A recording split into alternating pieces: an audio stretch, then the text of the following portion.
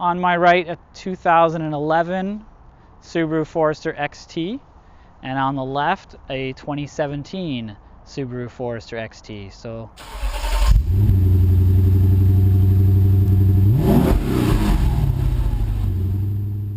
let's take a look at what the differences are. I've got Noah with me, and that's his 2011. Let's take a look. We've got, well, let's look at the old one first. The old design is rounder. I guess they've angled it off a little bit more on the new design. And take a look at the back is where we really notice the difference when we're taking a look here on the lights here. This one's rounded and kind of flattened off with the body work. Besides that, it's not that much different, right? It's not that much difference similar between the two. They've kind of evolutionized the car, but they haven't made it look totally different. You can see right from the back as we move over to the 2017, this one kind of sticks out from the bodywork a bit. We've got about 3 inches sticking out there. So a little bit more ground clearance on the old one. Definitely better. But the front end is like, yeah, the approach angle on the old one is definitely better if you're actually going to off-road your Subaru Forester. But yeah, this one's kind of flatter on the front. That's more round. You would think that would be more aerodynamic, being rounder, but it probably doesn't make that much difference. From the front, we're missing a hood scoop, flatter front end. Projection headlights on the new one. Actually, they look a lot better too. I think the headlights definitely look more upscale than the previous generation. LED versus HIDs. It's kind of more masculine, right? It's got these kind of, I don't know what you want, gills or something on the front there. That kind of looks more masculine. All right, so under the hood, what's different? Well, that hood scoop's gone off the hood, so now the intake actually comes up from the front grille and moves up through this mechanism here down to the intercooler. This is a 2-liter turbocharged engine, 250 horsepower, and I think 258 pound-feet of torque? 258. So this guy's memorized all the stats. I just get the cars and drive them. This is a 2.5-liter turbocharged engine with, do you know the horsepower? 227. 224. So we've got more power, more torque. This engine looks higher in the engine bay. Now, I don't know if that's just an illusion, but look how much lower this one looks. You can kind of see the engine down here. Yeah. It kind of looks like it's a little bit lower. Maybe they've sunk it down. It's a smaller block, right? 2.5 versus a 2-liter, so they may have brought it down. Got heated windshield wipers on the old one. Is it still there on the new one? It's just better hidden. Oh, yes, it's very well hidden on the new one. Look at you, fancy pants, opening yours. Power door. Manual door. Full of crap.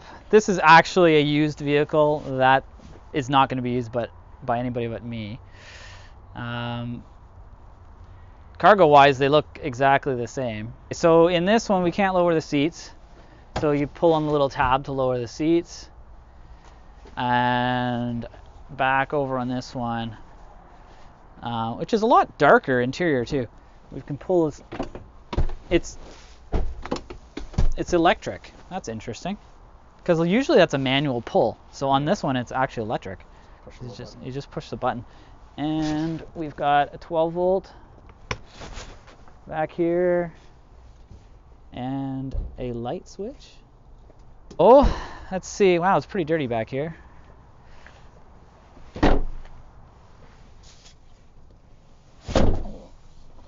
Leather seats and cup holders in the back, and heated seats in the back with two settings on them, one for each side. Speaker in the door. This is all leather. This is kind of nice. Yeah. Nice place to be. What's the back like in the previous generation? Actually, the cup holders were a lot bigger in the other door. Yeah.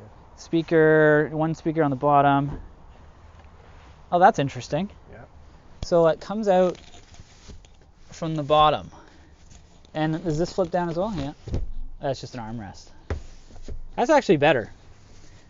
I think that's better because your arm doesn't get stuck in the cup holder. That's right. Which is a I like pain this in for your elbow, right? Still no Heated rear, seats.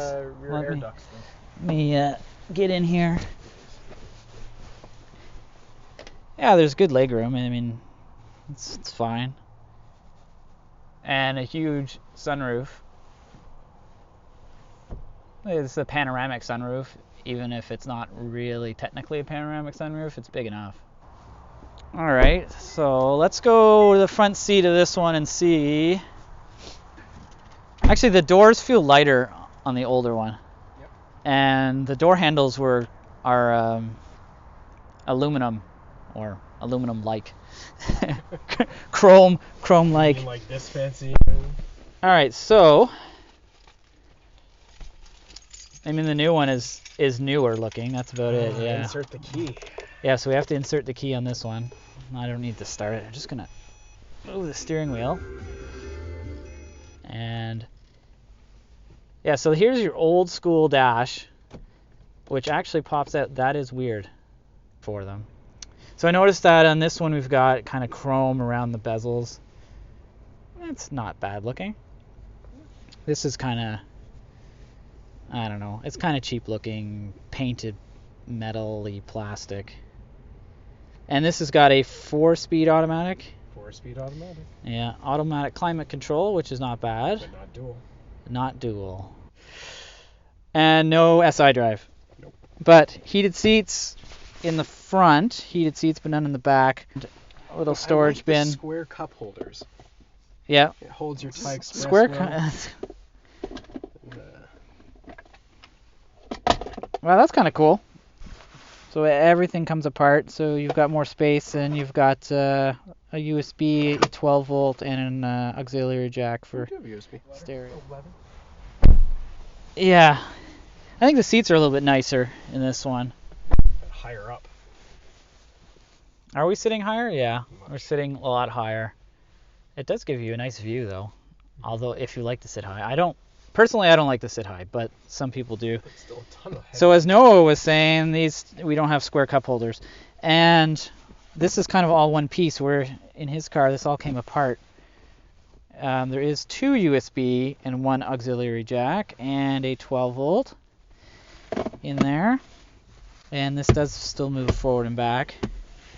This is a CVT transmission, and we have SI drive, which we were playing with before. That one's X mode. Yeah, so you got X mode, you press that, and it says X mode on the dash, and it shows, yeah, it just switches between I, which is intelligent drive, I guess, and X mode. And then on the steering wheel, you can switch between S sharp or S pound if you're really low tech.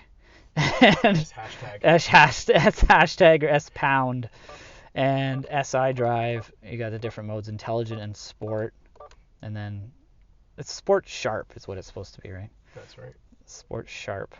Which all it does is make the gas pedal impossible to control. So, at least that's what I find. I haven't driven it. So all it does is it makes it like super touchy. You're like, whoa. Dual zone, climate control, automatic, and the numbers change. Let's put it on auto. Numbers change up top. I'm cold. And then turn down. Can we turn down the fan? Yeah. Turn down the fan. Yeah, so you can have 2 different temperatures. This nav screen is pretty cool. It looks really nice. I don't know if you can pinch and zoom. Oh, you can. Look at that. You can pinch and zoom. That's pretty cool. Now everybody knows where I'm doing this. That is pretty cool, actually, and it's very responsive for a car nav. Okay, but yeah, don't try doing this while you're driving because you're going to crash. Audio, Bluetooth source, Sirius XM, great. Perfect. That's not perfect. That's why I always turn the sound off. So that's what the previous person that had this car was listening to apparently. Oh, it's XM. So. All right. Apps.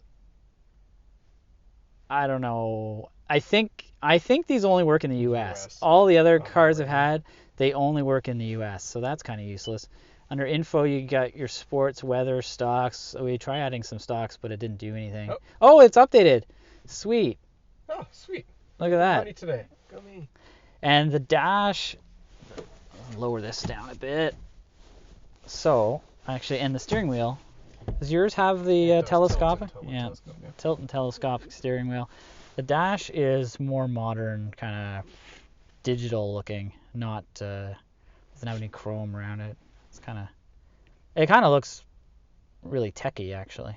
So it looks like we have lane departure warning, collision detection, blind spot detection. I know about that. It's got traction control you can turn off, SRH off. What's that? I don't know what SRH is. It's got eyesight. I know that, which is a collision detection and a pedestrian safety kind of system. It's got RAB. I don't know what that is. Is it RAB off? What is RAB? I would check the manual, but it's shrink wrapped. Oh, it's got memory seats. Oh, want.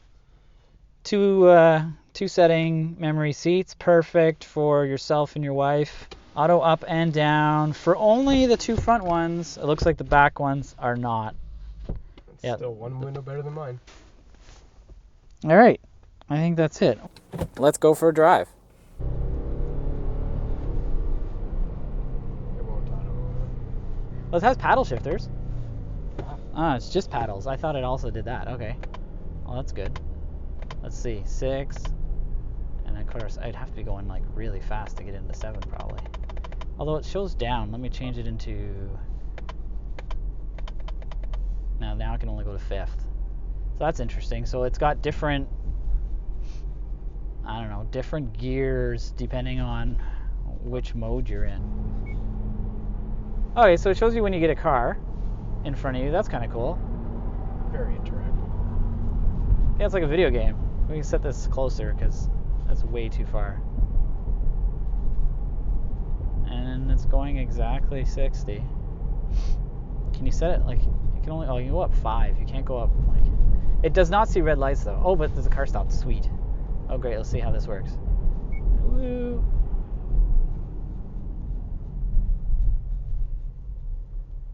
Totally sans input.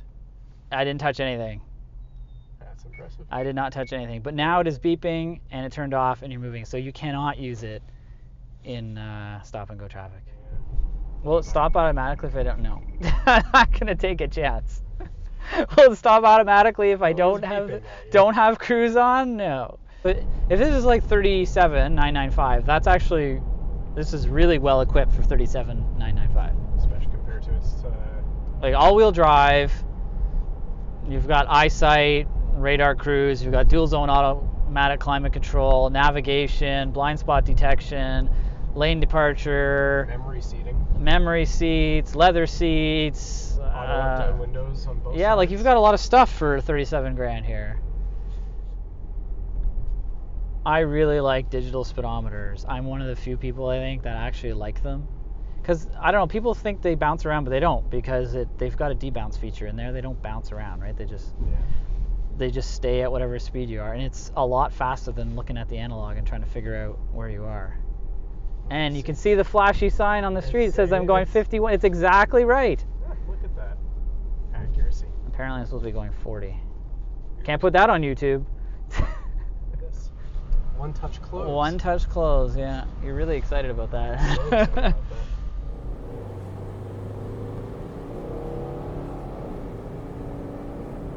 For a kind of small, mid-size SUV, the Forester has quite a bit of power at 250 horsepower. It really pulls nicely. But I have noticed quite a bit of wind noise, especially at highway speeds. In the city, or up to about 80 kilometers an hour, it's fine. But at about 100, 120, you really start to notice some wind noise. There's a little bit of road noise, but that's only about average. Compared to the previous generation, it seems like the suspension is a little bit softer. It handles the harsher bumps better. It's quieter. And overall, it just feels more modern and more upscale, even though it's just a slight refresh.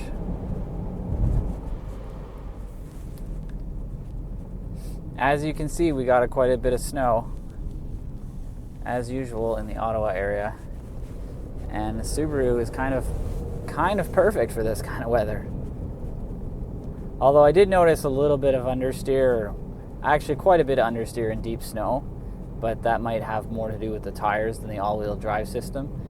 But it's not as tail happy as the previous generations. Subaru has really kind of turned it more into a safe driving experience than one that enthusiasts might consider a really fun driving experience. But you can still have some fun in the snow. If you turn off the traction control, you can have a little bit more fun, but it's still the stability control and the computers still kind of kick in and stop you and see you understeer.